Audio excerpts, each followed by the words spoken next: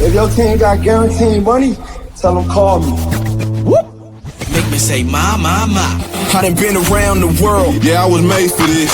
Player Performance with J.A. Cavalier.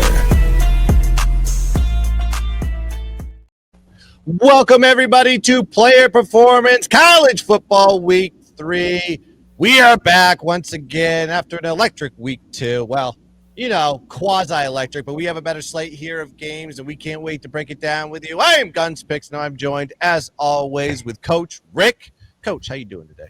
I am wonderful. If I was any better, I'd probably be twins. You know what I'm saying? Oh, yeah, I know what you're saying. So we got electric slate. If you haven't been to the show before or you haven't seen the show before, we break down 4 of the top 25 games, or at least the best games that are on the board that we can find, depending on the week to week. Of course, we're going to give you 2 games each that we like that are kind of off the kilter, maybe a little bit of the mud, a little bit of the crumbs, and give it to you for absolutely free. If you watch this video, you're going to be watching it in the morning. You're going to be digesting this game. You're going to be tailing us in a lot of cases. Make sure you hit the like button on this video. Make sure you subscribe to the J.A. Cavalier channel. So without further ado, let's get into the first game on the board. We have a good one there with Georgia and Tennessee. Electric game that's going to be happening in Knoxville. And, of course, the Georgia Bulldogs kind of own the series, but we're seeing the line movement go into a different direction, a little bit of sharp action, maybe a full Philly fake out trying to buy better lines. I have no idea, but Coach Rick may have an idea. What do you think about this game, Rick? Yeah, I got a great idea. How about you back Georgia? You know, I mean, why would you not?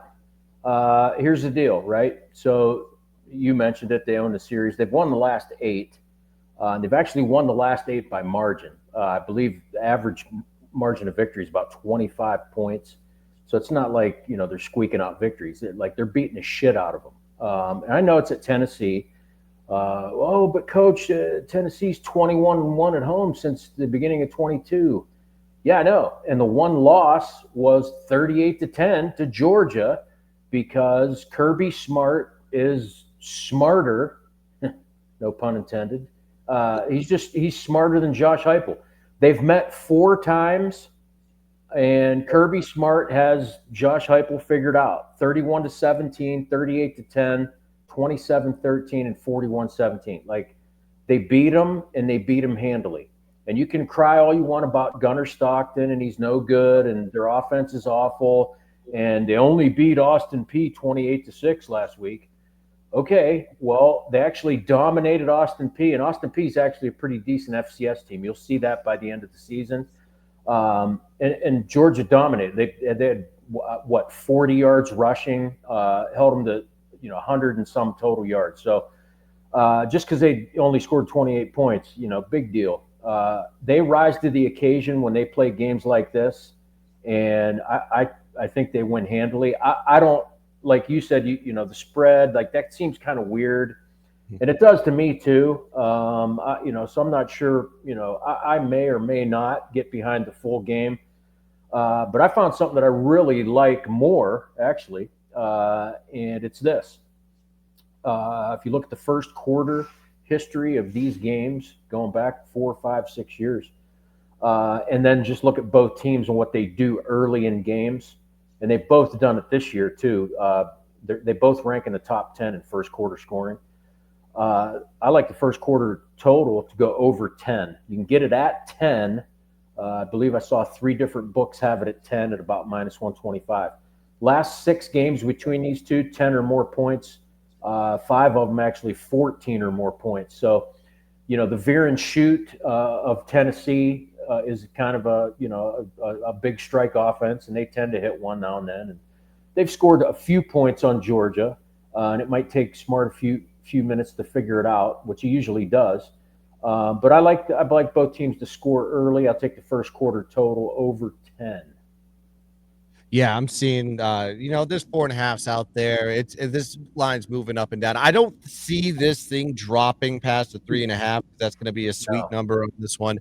I think that could be the closing number. Actually, it could be like 3.5. If it does go to 3, watch buyback happen on this one, because But I mean, we talked about it backstage. We don't understand. It's like I don't understand why this line is what it is. I mean, this is going to be Georgia's first real challenge of the year. But we've seen this story before, year after year, since Kirby Smart became the coach of Georgia. He sleepwalks through these FCS opponents. He's not going to go beat their brains in. He's just going to go out there and just get the job done. But you got to look past the score sometimes. Look at the yardage. And Coach brought it up. Some very good points on how they stopped the run, how they held them to a small amount of yards, and they dominated the yardage battle on this one. That's the stuff that we have to look at. Look at the domination of triple. They should be over 150 to 200 yards, net yards above them, and that would give you an indicator that the score, in theory, should have been 3 to 4 score win. But this, we've seen it every year. They sleepwalk, and then they get into these games, these ranked games, and the motivation gets a little bit higher. The practices get a little bit harder. Kirby Smart prepares, and gets them into these levels. This is why Georgia is 8-0 straight up and 7-1 ATS against Tennessee. And this is the lowest spread since 2015 against them. I get that. I do. But if you're going to be betting against this team, I just would advise you not to. I would, if you feel a little skittish because the line's a little fishy, like myself on the full game, I'm going to stay away. However, I think we just look at the first half. If you know anything about Georgia, if they're going to choke you out, they're going to choke you out early. And that's exactly what they've done in the past. I think in this line here, if it is really 3.5 and you're seeing a 2.5 on the first half, that gives you a high percentage that they're looking at Georgia to come out there swinging early. And I lean towards the Georgia first half on this one. That's probably the direction I would go with that one. Let's go to the next game on the board. Let's go to South Florida versus the U. It's all about the U. Yes, the U. Proving themselves to me. They beaten my team, Notre Dame. They beat a rookie quarterback. Who cares? I digress. It was the first game of the season. You lose early, you don't lose late. That's how it works in college football. You know, that's what I told my therapist anyways. But when we talk about this game here, we talk about this USF team. The stock is at its peak, but they beat Boise State. They proved them wrong, beating Florida. It seems like they're getting a similar line that they got last week against Florida. But is this a time that you need to jump off the bandwagon with the Bulls? I'll ask you, Coach Rick. What do you think about South Florida versus Miami? The Bulls. Once again, just giving a little love to my wife who went to South Florida. I think this is where it ends. Sorry, I don't know how. I don't know how you pull off 3 in a row, especially against this team. If you look, we were talking before we jumped on here about how the heck South Florida actually beat Florida last week. Because you look at it, it's pretty even game. A couple of coaching miscues here and there, a turnover, and this decision, that decision. It could have went either way. But hey, they're 2-0 and they're coming in to play Miami. They're going to be jacked up. But sorry, I think we find out this week just how good Miami's defense is. We talked about it when we did the conference previews. Corey Heatherton, comes from Minnesota and installs his defense in Miami, and he probably has more speed than he's ever had.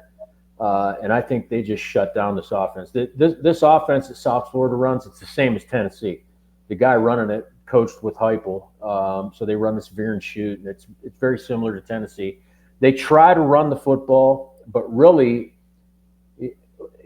scheme-wise, the only way they get to run the ball is through Byron Brown, the quarterback. And he leads the team in both passing and rushing. And if you shut him down, like you shut down the South Florida offense. And I think Miami has the talent to do it. The spread, it's a big number, minus 16.5. You saw it last week. And Florida gets upset. Do I want to play with that number? I don't think so. Do I trust Carson Beck? Actually, I think I do now. 76% completion percentage already. Played well in both games. But if I want to play this game, I think what I would rather do, I'm confident that Miami will win. I'm not as confident they'll cover the spread. I really like this to try to take it and find another short favorite that I like. and maybe pair the two together for a nice money line parlay. Other than that, I could jump on the under possibly because South Florida also isn't bad defensively. But that's the only way that I could see to play this one.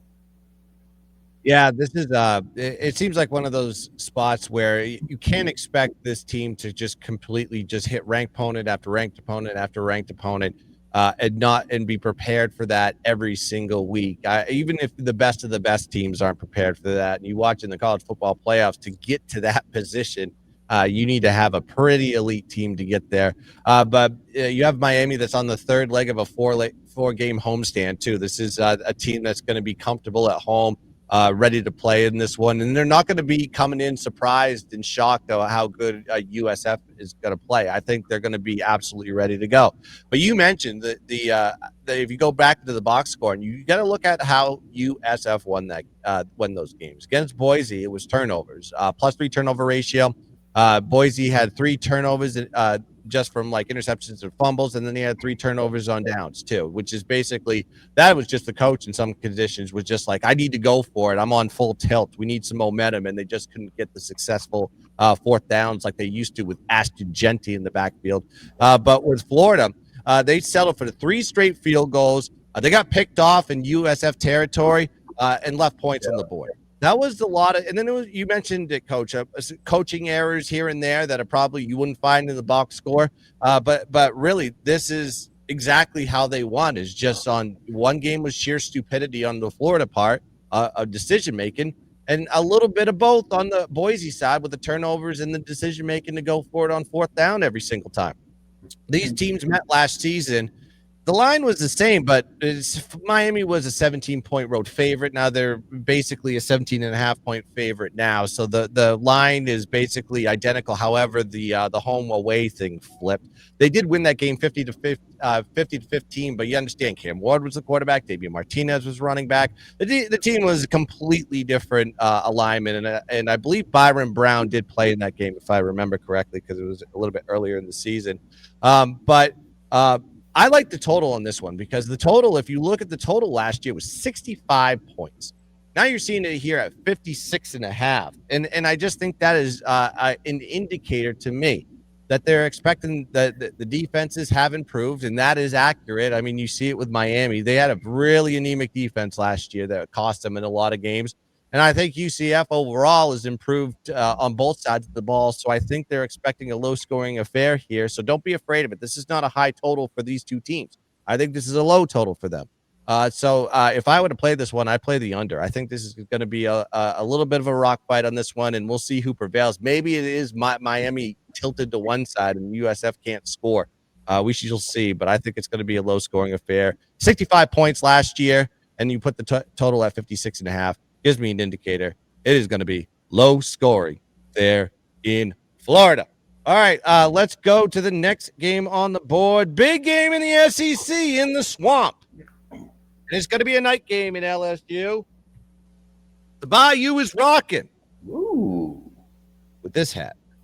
And Florida, Bill Napier is already putting his resume out there on LinkedIn, on Zoom, or what do you call it? Whatever.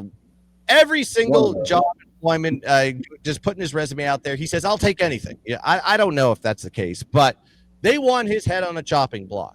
It's an SEC team. What do you expect? You lose to USF. You haven't played well in 2 weeks. And now you got to go to the Swamp against a team that historically has owned you, and you beat them last year. Line is kind of short for that, though. So I will ask you, Coach, is Florida got their back against the wall and will play their best football on Saturday? Or will LSU prevail with that elite defense that they have in the Swamp? Well, that's a great question. I'll tell you, where he's probably putting feelers out on footballscoop.com. That's where you can find all the latest, coaching movements. But anyway, I was just thinking too. We talked about South Florida and Miami, and you're talking about the under. And this is probably another situation where the under makes sense. But I just remember too. I believe there are storms happening in South Florida all throughout the week. I believe, hurricane season, whatever. They might be, it might be done by the weekend, but could be some rain in the forecast. Could be some wet conditions that may affect these games. Just throw that in there. But you mentioned Napier. We have to talk about him. I'm wearing the Florida hat. I loved Steve Spurrier. I love Tim Tebow. Nowadays, not so much. Billy Napier is 4-9 in SEC road games as a head coach at Florida. That's not going to cut it. And then 0-7 on the road against a team that's ranked. That's not going to cut it either. There's people that, like you mentioned, I'm sure there's people there that want his head. They want him gone. He can't win, blah, blah, blah. Am I ready to give up on him? I mean, not yet. It's a small sample. He fucked up. He did. He screwed up last week. There's a couple of situations where he probably should have run the ball to run some clock and leave South Florida with, less time than it had. But, he's human too. We all make mistakes. We don't pick all these right either, But if it comes down to it, you're going to make me choose. Like, I know the line's kind of weird, but I mean, LSU, like, what's not to like about LSU? You got a Heisman candidate quarterback. Nussmeier's playing well. I'm not a Brian Kelly fan, but I mean, he's calling enough to, win both their games. They beat Clemson in the first one. Great win there. But really, LSU is really all about defense. I mean, they're crushing people up front. 89 yards per game rushing. If they continue to do that, like when you can't run the ball and gain 100 yards, like you're in trouble unless you're, somebody like Texas Tech, which, I'll talk about later. But somehow Florida found a way last year. Billy Napier found a way. I don't know if they can do it again. They beat them last year 27-16. And, then Florida went on to win a bunch, 3 or 4 in a row. I don't know. The only thing that I could see is Florida. Florida again is a good, solid defense. For all they did last week, I mean, they still only gave up 18 points, which when you give up, 15 to 18, like you should win games. They just couldn't score.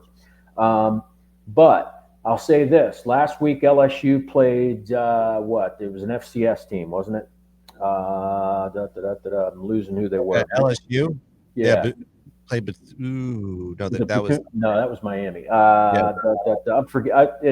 Anyway, they played an FCS team. They sacked Nussmeier 3 times. No, it was Louisiana. They played Louisiana Tech. Louisiana Tech. That's it. So it's a group of 5 team, which they should have smoked. Right. And I mean they won easily, but they did get to Nussmeier 3 times.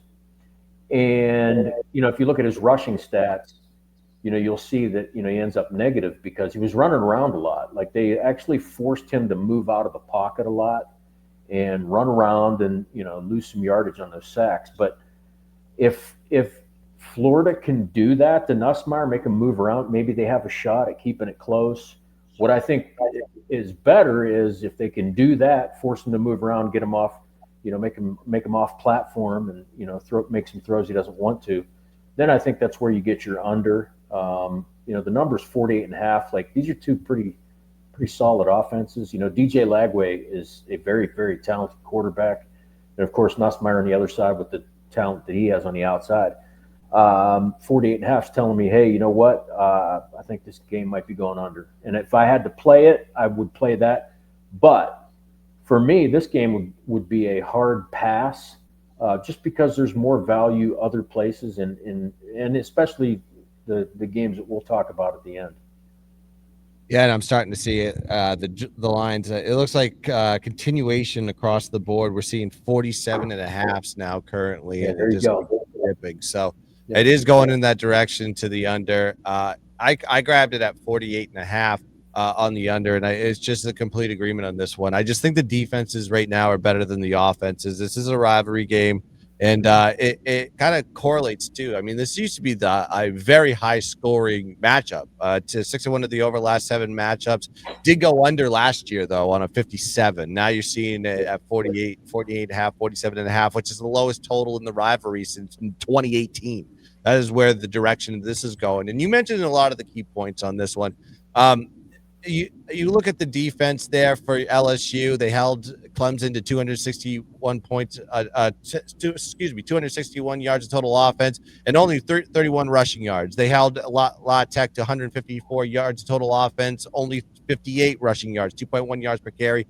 But the scoring on Nussmeier, and I think you only put up 23 points against La Tech, 17 points against Clemson. The defense did their job. So I just think that it's starting to flip. And I think the fact that you said it, I think Nussmeier is getting pressured a lot more. I think the offensive line is depleted. A lot of those guys went to the NFL, and they were a seasoned group last year, and that offense flourished. Now you're seeing the line kind of not there anymore. And when even as good as a quarterback as you could be, if you can't get protected, you see it in the NFL all the time. You're just going to be on your back. You're going to be hurrying. You're going to make mistakes. I do think the Florida front could give them fits. I think it could be a little bit of back and forth action. That's why you've seen the line so low. Usually, if you saw LSU with a revenge, a team that has owned the history, 5-1 straight up in ATS the last 6 meetings versus Florida, and they lost 27-16 last year on a 3.5 point road favorite line. But the line's kind of not moved enough for me. But I saw the total of it at, because it was 57 last year, and I saw 48.5. I just said, like, bingo. That's how we're going to play this. And what I've seen from these teams so far, at the very least, I've seen decent defense. The offense has looked a little sloppy on both sides, which is kind of alarming when you have Nussmeier going against Langway. But I think the way to play this is the under. And that's the only way I play it. Is it going to be the best bet? No, absolutely not. I don't like playing these top 25 games. I like to go play in the mud in the Sun Belt. I like to go hang out in the Conference USA. I want to go hang out in the MAC. On a Tuesday night and go grab some money there. That's kind of how I want to play it every single time. So when you look at me as a VIP, guess what? You're going to see a lot of teams you probably don't even know who the mascot is. But that's fine. You just bet it, and then you go, how did you know about that one? It's like, well, because I look at every goddamn team. That's what we do here. That's what we do here on Why I Lose. Coach knows it. I know it. Everybody going to know it. Let's get to the next play. Here we go, baby. Let's go. Texas A&M and Notre Dame. The Fighting Irish. We're going to be rocking in South Bend. Ooh. It is a rematch of last year. Of course, if you know, Notre Dame did win week 1 last year in College Station. Unbeknownst to anybody, Notre Dame was the perennial runner-up in the national championship. That kind of started the run. Well, I guess losing to NIU at home kind of started the run, but I digress. This is going to be a big game, of course. Mike Elko heading back to South Bend for the first time since he was a coach there. Actually, yes, that is correct, because they played road games when Elko was the coach at Duke. So I will ask you, Coach Rick, are you going to fade my team, or are you going to lay with the Notre Dame Fighting Irish? You know what? I like the touchdown Jesus, and I'm gonna stand on the Golden Dome. And I'm going to back Notre Dame a couple ways, actually. But, I mean, how do you give Marcus Freeman a week off? And then they're going to play at home in prime time. And you know what? I have a lot of respect for Mike Elko, great football coach, great defensive coach. Unfortunately, I don't think his defense is there yet. And I think that's the difference in this game. I think Notre Dame just runs the football all over him. Game 1, Texas A&M played UTSA. If you don't know, that's Texas San Antonio. UTSA coached by a guy named Jeff Traylor, who I have a lot of respect for. Great coach. They won 10, 11 games a couple of years in a row, and that guy could have went anywhere he wanted. And he said, you know what, I'm staying here. And I have great respect for that, staying at a program like that. But they ran for over 200 yards against Texas A&M in week 1. And their lead running back, his name's escaping me, Murphy, Jones, I don't know. But he took, I believe it was his first carry of the second half, and he goes 74 yards for a touchdown and cut the lead to 21-17. So you're in the third quarter early. Texas A&M, one of the better teams in the country, ranked against an unranked, kind of unproven UTSA, and it's 21-17. Like, holy shit, So Robert Henry. Yeah, I was thinking Jones or Murphy, but yeah, I knew it was Robert. But they give up 200 yards rushing to UTSA. I mean, Notre Dame. Miami's pretty damn good. We're going to see that again this week. I think we find out that Miami really is really good against the run when they play South Florida. But Notre Dame ran for 93 yards in week 1. And then they get a week off, and Marcus Freeman, guaranteed, has ironed it all out, and they've got some big dudes up front. And obviously they've got Jeremiah Love and your other guy, whose name's escaping me, but Jadarian Price. Yeah, that guy. These two, I just feel like they're going to run all over the place. So, as I said, way back early on in the season, like, one of the things we're going to do is we're going to take Jeremiah Love to score because he scores, and he didn't score against Miami, and I think he's due to score. And I believe it is pretty juicy. I think it's up probably almost minus 200 if it's not there already. But Jeremiah Love, anytime touchdown, I like it, because I think they run the ball on Texas A&M. But the better play the bigger one that I actually like, I do think we get a defensive battle. Mike Elko, like I said, great defensive coach. Obviously, Notre Dame is solid defensively too, even though they gave up 27 to Miami. Miami's a good football team, right? So defense, especially early, it's a primetime game. We're going to be, back and forth. For some reason, first quarter total is set at 13.5. And I know you're thinking, oh, coach, 14, but 13.5 with these two in the first quarter. You're going to trust both these defenses to give up a touchdown or more? I don't think so. And if you look historically, you can go to this season as well, but you only got one game for Notre Dame. But Notre Dame, 6 straight games, like their first quarter has gone under. It did in the Miami game as well. Texas A&M, 3 of their last 4. Like the defenses are just so good. I think it's going to take the offenses some time to figure out how to attack each other. And for that reason, I like the first quarter under 13.5. Yeah. I don't know if I should play this. Oh, there we go. All you want to hear. Touchdown, touchdown, touchdown, touchdown, touchdown. That's all you're going to hear in South Bend. What you don't want to go, you don't want to go to South Bend ever. But the last thing you want to do is be the team that you have to play, Notre Dame, after they're coming off a bye. It is the worst position. Why? Go check the records. When they are coming off a bye, Freeman is 8-1 ATS, dating back to 2023. Average margin of victory, 25.2 points per game. These aren't just wins. These are absolute obliterations. You got to remember last year, Texas A&M was a 3-point favorite in College Station.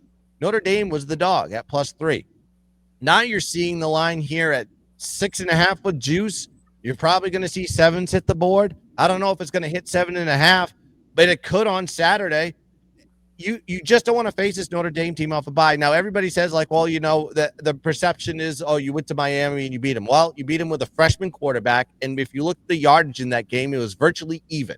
And it makes sense because it was a 3-point game. So statistically, from the yardage perspective and the score, the outcome is probably where it should be. Last team with the ball who touches it wins. And then you just have A&M off back-to-back wins, 42-24 to UTSA. But, Coach, you brought up the stats on the rushing in there. I thought Sincere McCormick was in the backfield with the running that they were doing back there. If you remember him, Frank Harris, doing a little dual threat back there back in the day in 2021. Sure.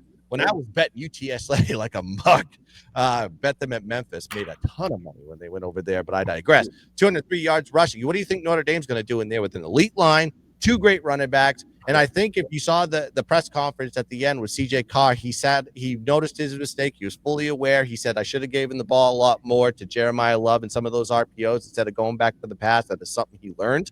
And even when they started running the ball against Miami, you can say, oh, well, Miami stopped them against the run. No, if you Jadarian Price was doing the running, and he was actually methodically moving the ball down the field, and they had a great second half and adjustments. They just ran out of time because they were behind the whole damn game. But I think in this situation, I just don't trust A&M right now. I just don't think they're there. As much talent has come back to this team, I haven't seen anything of this team that tells me they can stop the run. And that's the last thing you want to do against Notre Dame. Notre Dame, I love them this week. Give it to me. -6.5 as the play. All right. We gave you 4 of the top 25 games on the board. We gave you our looks, our ideas. Make sure you smash the like button as you're watching this video now or later. It gets us in the algorithm of all algorithms that YouTube deems fit on the J. Cavalier channel. Please. That's all we ask. We give you this information for the low, low price of $0.00. So you need to hit the like button. All right, Coach, you have a game that you like. It is Oregon State versus Texas Tech. Yes, sir. Your thoughts on the Beavers against the Beav. Yeah, Oregon State, sorry, but you're in for a long night, dude. So, I mean, if you know anything about Texas Tech, it's Air Raid City, and they've got a pretty good quarterback in Baron Morton. Texas Tech is averaging 62 points a game. It's kind of a track meet up and down the field. Oregon State on the other end actually played okay, but they're not that good defensively. They've given up an average of 35 points a game. So it might be a track meet. I suspect that Texas Tech probably has the edge in this game. It's a big spread. I don't really want anything to do with that. What I want to do is I'm actually going to give you more than one play here. Baron Morton is he's a stud. I mean, he's good. And you might say he's a system quarterback. I could care less. I don't care. I just want him to do what he does. In his first 2 games, he played into the second quarter in the first one, then he was done. Texas Tech played 3 QBs in that game. They played 3 QBs last week. Morton played the first half, then he sat the second half. Both those games, he had 201 yards in the first, 4 touchdowns, 258 in the second, 3 more TDs. In the first 2 games, his passing yards total was set kind of ridiculously high. And now you're seeing he's at I actually found it at 283.5. And I actually somehow, if you can still find this, I don't know if you can, I haven't checked it lately. I found Bet365 actually has him at 274.5. And he is going to play more than he has in the first 2 games. And he might even get into the fourth quarter, which if he does, he's going to go over 300 yards here. So I actually like his passing yards prop to go over. And then, like I said, if you can find it at 274.5, you want to take that. I still like it at 283.5. And then the others are simply anytime touchdowns. So I've actually played this last week, and I went and I looked and, basically looked at the odds and to see who they thought, and then, maybe pick an underdog as well. So one of their top receivers, a kid named Reggie Virgil. I played him last week. He's at -110 this week. That's 1 for an anytime touchdown. The running back, they throw the ball up. They actually run it too. So Cameron Dickey gets the ball quite a bit. They actually have 2 or 3 guys they'll rotate, but Dickey has the most carries. He's at -125 for an anytime touchdown. So those are 2 that you might play. I think the 2 that I like a little bit better, Coy Eakin is a wide receiver. He has scored in both games so far. I believe he had multiple touchdowns in the first one. But he's at +110. I kind of like that a little bit better. And then the tight end is he's not really a tight end. He's kind of a hybrid. 6'3", he's about 245, not your typical tight end, but he's very athletic. His name's Terrence Carter, and he gets thrown to quite a bit. He's going to have, 3, 4, sometimes 5 or 6 catches, depending on, what kind of defense they throw at him. But He's at plus 160 for an anytime touchdown. So any one of those four guys or combinations of them, I think are viable to play for an anytime touchdown. Just because Texas Tech scores so much, you're going to see multiple dudes in the end zone. So Baron Morton over 274.5, or if you have to play it higher at 283, take his passing yards prop over, and then any one of those four guys for an anytime touchdown. Giving you the props in a game out in Lubbock, Texas. All right, let's go into the next game here. We have NC State going against Wake Forest. Now, this is a guns pick play. Yes, I want to give you some Thursday action because why? There's no football on Thursday. Oh, that's right. The NFL's back, and we got a big one with Washington versus Green Bay.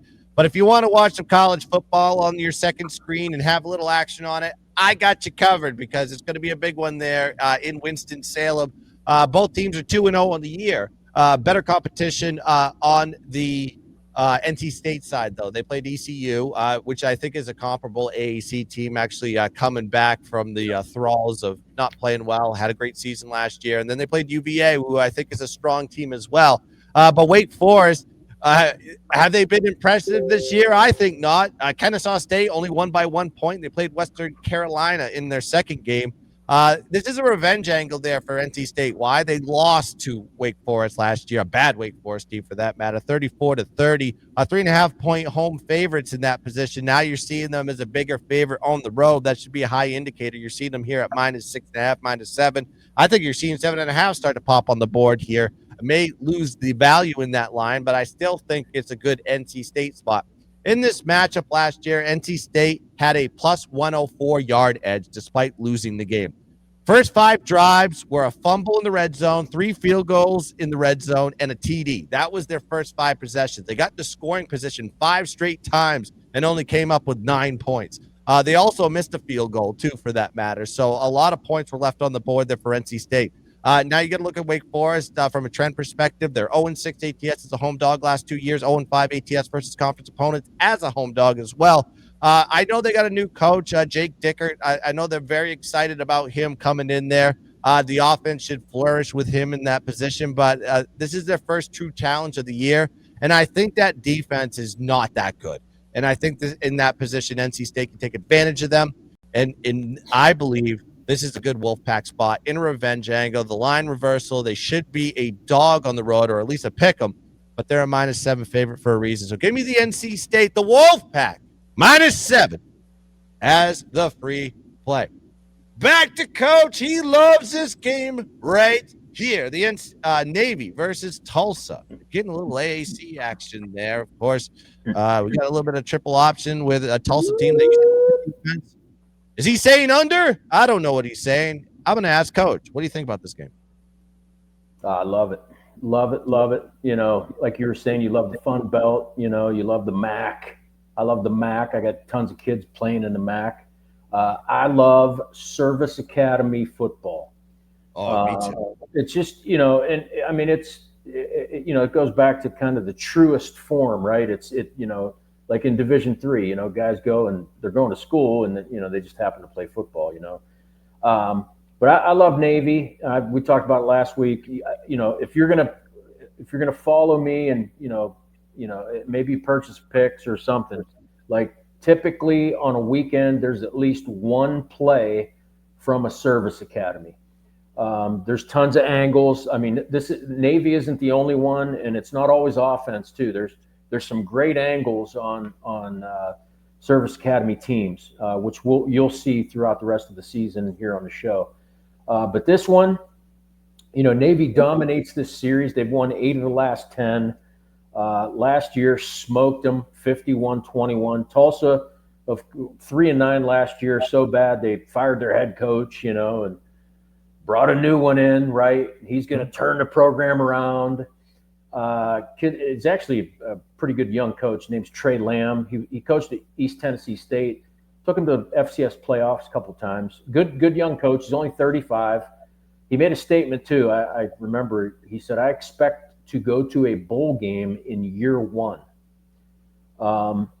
You know, good luck with that. I mean, you better start playing defense, and it starts this week. If you actually look at Tulsa, and look at their defense, they've actually only given up 79.5 yards rushing per game this season, but they have played the juggernauts known as Abilene Christian, FCS, powerhouse. Sorry, Abilene, I didn't mean to shit on you. But and then, of course, the group of five wonderkind, New Mexico State Aggies, just tearing it up. Tulsa has only given up 80 yards rushing. Okay, great. That's awesome. They're 1-1, and, they're playing at home against Navy, and I'm sure Trey Lamb will have them all jacked up. But you might as well just bend over, because here it comes. Because Navy is going to, rip a new ass. So Navy, whatever it is, I don't know. I mean, they run the ball, and they run on everybody. But for some reason, last year they ran for 455 against Tulsa. The year before it was 302. Like I said, they've won 8 of the last 10. You look, the rushing totals are ridiculous. 388, 389, 421, 390. When you run for 300 yards against someone, number one, it's demoralizing. But number two, it means you have the ball for a long time, and the opposing offense just doesn't have a chance to score that often. So I think Navy does what they do, and that is run the triple option and run this kind of hybrid wing T. They run a lot of jet sweep, power read. They throw the ball well. They throw some quick game. They run play action. There's RPOs. The offense is just tremendously hard to prepare for, and it's hard to stop. And when you're not good defensively like Tulsa, sorry, you're just going to get your ass kicked. The spread's at what, 14? I've seen some 13.5. If you like it, hey, take it. I might do that on my own. However, the plays that I like, and like I said, you'll see these a lot. We cashed this one last week, and I like it again this week, and that's Navy's first half total. It's only 16.5. You telling me they can't score 17 points in the first half on a shitty defense? So I like that as the better play, but I also like the actual game, full game team total, which is 34.5. Navy's scored over 35 points on Tulsa, I think 6 of the last 7. Sorry, 5 of the last 7. So either way, the one I like better though, first half team total over 16.5. Beautiful stuff. I am a big Service Academy guy. Why? Because you don't see a lot of turnovers, and you don't see them making stupid penalties. They're very disciplined football. It's because they serve our country. All right, let's go into the play that I like. And listen, this is a VIP play. I'll just say it right now. I'm just going to give you guys for free. This is going to be one of the bigger plays, one of the best bets that I'm going to have on Saturday. It is Oklahoma versus Temple. It is Lincoln Financial Field. It is Philadelphia, Pennsylvania, the home of the Super Bowl champions, the Philadelphia Eagles. And I think it's going to be rocking in the link. When you look at this game, you have Oklahoma team on the highs of highs, coming off that big win, prime time in Norman, nighttime against a Michigan team, 24-13. Absolutely dominated the game. 288 held Michigan to 288 yards total offense and plus 120 net yards for the game. In the fourth quarter, they held the ball for 9 minutes on a 16-play drive down the field. That tells you pure, absolute dominance from Venables and the boys. Temple's 2-0 this year. This is not the same Temple team. Casey Keeler comes over. Sam Houston State. If you don't know him, look him up. He is a winner. He's won at the FCS level. He's brought teams to national championships. He's won national championships. He actually went into what I consider the promotion, getting up into the FBS level. Went 3-9 his first season. Then he went 9-3 his second season, purely on the fact that he knows defense, and he absolutely dominated in Conference USA. But so these two teams played each other, so you have some revisionist history. This is a home-and-home type of deal that these two teams have. Now, they were 42.5-point road dog last season and got absolutely thumped by Oklahoma. I think it was 51-3 in that game. That was the score. So this is game 2 here. Now you're seeing the line here dropping at 21.5 now. You're getting it above three possessions. Please grab it now if it still exists as you're watching this video. I like this, and this is what I love about betting college football is you have emotional hedges and you have emotional games. This one fits for one team and not the other. We call it the sandwich. This is the perfect sandwich. You have Oklahoma on the highs of highs, coming off a primetime game at night, beating Michigan. Everyone's high-fiving. Everyone's elated. What a great week. Now we just got to go play Temple. And then who do we have next week? Our first SEC opener at home in Norman against Auburn. I think there's a quarterback at Auburn right now that you may know. His name is Jackson Arnold. He used to play for Oklahoma. I think he's a little pissed off. And I think Oklahoma might want to get their comeuppance on him. I think they're looking ahead of this Temple team, knowing you beat them 51-3. This line is low for a reason. And this team got better. That Casey Keeler brought in a lot of transfers. He has a quarterback that was a transfer from West Virginia. This team can score points now. They're going to keep it close at the very least. This is like 1 to 2 possessions, in my opinion. This is what the functionality is. Why would you drop the line from 42.5 now down to 21.5? Is a high indicator. This is a big play. And I think Temple gets it done in the link. And I think the Philadelphia crowds will be rocking, eating hoagies and drinking Wawa water ices and getting it done. Water. Give me Temple plus 21.5, and that is a VIP play for you guys. Ooh. Let's cash that ticket. All right, we went down the board. Some plays to pay the bills. Make sure you smash that like button. Make sure you follow J.A. Cavalier channel, and make sure you check us out on Telegram. I'll pass it to you, Coach. What do you got going on at Why Lose? As usual, we're gonna play the Coach Rick Max Bet. So college football Max Bet. Not likely to have one Thursday. We will have one Friday, and we'll have one Saturday. You can get my Max Bet for that day, $49. It must win, or you're going to get 1 month of all my Max Bets for free. Typically, I'll play the Max Bet in 4 or 5, sometimes more best bets that go along with that. So example, last week, what did we talk about? Navy's team total, we played that. That was one of the picks that was a best bet. We cashed a max bet and, a couple of best bets. I think I went 5 and 3 on Saturday. So if I don't win the max bet, then, you're going to get all of that for a month for free. There you go. Yeah, I have some deal. Just go check me out. On Telegram. If you don't know where my link is, you can find us on Instagram, @whylose_guns. Coach, where you at on Instagram? @whylose_coach. @whylose_coach. Go check us out, and you can go get on our Telegram's links right there. And we give out free picks, we give out insight, and of course, we put our deals out there. So that's where you can find us the most. You can also find me on X. I am @GWinzy_PICKS. And Coach, where you at on X? It's actually @MyFootballFreak. Give him a follow on X. Yeah, I did. Follow me on I always say Twitter, but I know it's Twitter, X. It's all the same thing. I'm trying to be as modern as I possibly can. Right. But that's going to do it here for the Week 3 college football player performance.